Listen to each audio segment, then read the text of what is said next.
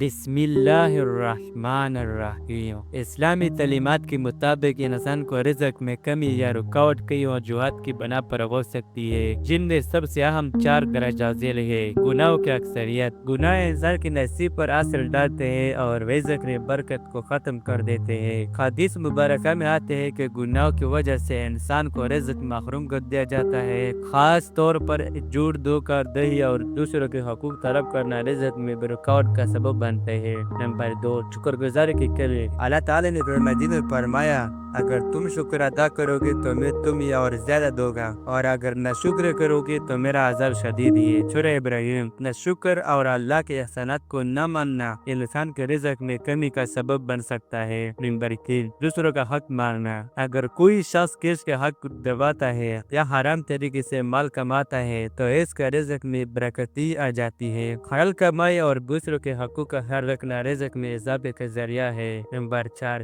نماز اور دعا میں غفلت۔ نماز چھوڑنا اور اللہ سے دعا نہ کرنا بھی رزق میں کمی کا باعث بن سکتا ہے۔ نماز ایک ذریعہ ہے جس کے ذریعے بندہ اللہ کے قریب ہوتا ہے، اور دعا رزق کی کشادگی کے لیے اہم ذریعہ ہے۔ حل۔ ان رکاوٹوں سے بچنے کے لیے ضروری ہے کہ انسان اللہ تعالیٰ کے قریب ہو، گناہوں سے توبہ کرے، شکر گزار بنے، دوسروں کے حقوق ادا کرے اور حلال کمائی کو ترجیح دے۔ اللہ تعالیٰ کی رضا حاصل کرنے سے رزق میں برکت اور وسعت آتی ہے۔ ویڈیو دیکھنے کے لیے بہت شکریہ۔